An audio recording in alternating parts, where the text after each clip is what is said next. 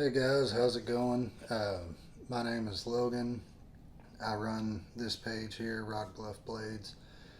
Um, just kind of want to sit down and do a little tour of kind of my classic slip joints, lockbacks, Swiss Army knives, things like that that I've accumulated over the years. Um, Eventually, I want to get around to doing a whole collection video, but that'll take me a while. And just kind of wanted to introduce myself, anyways. My first few videos, I haven't had really me in them. Um, but I guess we'll go ahead and kick this off. I'm going to start out with all of my case stuff. Um, this here is a rust lock that picked up, I don't know, about 2 months ago. Um, First one I've ever had, and I carried it for, I don't know, I'd say about 3 weeks, and I truthfully didn't care too much for it. Can't get rid of it because I like keeping them a little too much, but um, yeah, that I don't know. It's a good knife, but just not really my style. Uh, I didn't like carrying it in pockets, so I did carry it in a belt sheath, and it just wasn't really that great to get in and out. But all in all, pretty good knife. And move on to this is a copper lock in the new sky blue color. Um, got this about 2 weeks ago. I went to Smoky Mountain Knife Works for the first time. Had my bachelor party down in the Smokies there, and kind of want to get something a little different that just stood out and kind of set a good memory. And so I decided to go with that one. I was looking into the PB&J um, colors, but they were out of pretty much everything down there. But yeah, I don't really carry this one any. I actually keep it in the box. I don't even really keep it with the rest of my knives. But I like the knife. I'd eventually like to get another copper lock as a user. Um, Not a fan of the mini copper locks by any means. I don't care too much for small knives. Um, I know a lot of people love them, but just not my thing. I like to kind of have something that it's either going to be uncomfortable in the pocket or I'm going to have to carry it in the belt sheath.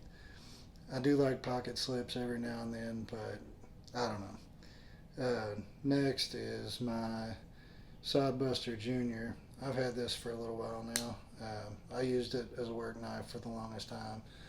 Um, Kind of see there, I've dug my initials into it with another knife and threw some paint in there, and I don't know if you can really tell on here, but I've got a mustard patina that I had done on it just for the fun of it because it's a $30 knife. And I really like this knife. I've got a buddy at work that got me into the Sodbuster. He carried one, well, still carries one. He carried it in the coal mines, and I think he said he carried it in the coal mines for about 3 years, and we're both diesel mechanics. And so he, continues to use that through this part of his career also. And I mean, the way his is set up, I've actually got some pictures I can probably throw in here of it that I had to take it home and clean it up for him and sharpen it. He has whittled it down to about that much left of the blade, and it's now got a Warncliffe shaped blade to it, and it's seen its time with a bench grinder, I can say that much. It's not a pretty knife anymore. Next up, this one I received last Christmas from my fiance's little cousin. She works for a John Deere dealership, and they're also a case dealer. And this is a 2017 Case Equestrian. I had never seen one until she picked this one up and handed it to me for Christmas. It's got the, you know, your main blade, and then you've got this hoof pick here that I don't have any need for personally, but I love the knife. It's a great knife. I have carried it a little bit. I love the large trapper pattern. Um, and honestly, the grip on that with the hoof pick in, you kind of get a good, I don't know, it's a little different. Gives you a lot of added grip there. But all in all, pretty good knife. I don't really abuse it or anything.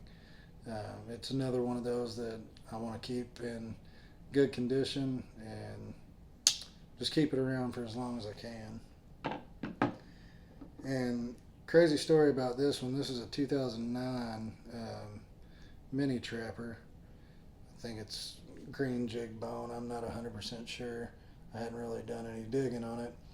But about a week, I think it was, yeah, Father's Day weekend, I went with my dad and my brother, and we went fishing at one of my dad's friend's house. And he's got a little bit of everything you could ever possibly need and more. So I asked him, I was like, hey, you know, you got any pocket knives you looking to get rid of? And he was like, well, just come here real quick. And he brought me into his garage there and just started slinging open drawers on his toolbox. And he had this, and I'll talk about this one here in a minute too. There's already a video on this. It's an old USA Craftsman peanut pattern. And he had those two knives, and he's like, well, here you go, check these out, see if you like them. So I was like, all right, you know, how much you want for them? He sold me both of these for $1 a piece. And then I helped him move a fridge in his house, and he turned around and gave me my money back. So I got them for pretty cheap. Next up, this one here, it's a large trapper. My fiance went on a bachelorette trip for one of her friends, and they went to the Smokies, and she picked me this up at Smoky Mountain Knife Works, and I've carried it a time or two, carried it to a couple of weddings, carried it to church, but it's not a user in my opinion either. I kind of want to keep it clean and not tear it up, you know. Simple tasks, I'll keep it around and use it every now and then, but not beating that one up. And this one here, well, that's good for it. This one here I bought, I don't know, about a month or so ago. It's a little Stockman. I can't think of the color scheme that it was. Sunflower synthetic. And I picked it up at a little hardware store down the road from my house. It's a good little knife. I've been carrying it for work quite a bit here lately. I mean, you can kind of see it's got its scuffs and it's been used. But I never was much of a Stockman fan until I picked this thing up. I just kind of got on a little kick of them, and I was like, well, you know, won't hurt to get it. And I overpaid for it too much, but it's a local, you know, small town owned hardware store, and I like to support small businesses, so it was not a big deal to me to spend the extra $20 on it. This one here is a queen that my mom bought me for Christmas, trapper pattern, and I think she got it at Smoky Mountain Knife Works also on a vacation she took around that time. This was the first queen I'd owned, and I'm thinking this is a China-made queen. Yeah, it is 440C. But I like it because it's got the half stop on, I think it's got it on both blades. That's weird. Nail nicks on the other side. Yeah, got half stop on both blades. And I like it that it's a lot slimmer than your standard trapper. I've carried it a time or two. Don't carry it much. But all in all, pretty good little knife for what it is. And it's kind of got me into liking the Queen stuff, and I went a few weeks back, and I've been carrying this almost every day outside of work. I picked it up at a little Carhartt outlet store that's in a town a few towns over from me, and I like it. It's a little Barlow 2 blade. I can't get that other one out right now, but I think I paid $20 for the thing. It's China made, but I mean, as a second, just a little backup blade to have in your pocket, it's been pretty good to me. Um, I've been using the little pin blade more than the main blade, but it's a nice little knife for $20. I'm not usually a fan of any China made knives, but that's just me. But $20, something to kind of beat around on, no big deal. I'll take it. Um, then next, this. So before I get to that one, I bought this Buck 110 here. I think it was back in 2019 or so, and I've always been a big Buck fan. I love them. They've never let me down. This one I carried for probably 2, 3 years straight. I've cleaned it up a little since then, but it got me into loving the bigger style knives because I don't know. It's with a bigger knife, you can always do what you can with a small knife with a big knife, but you can't do what you need to do with a small knife as far as big knife task. Doesn't work that way.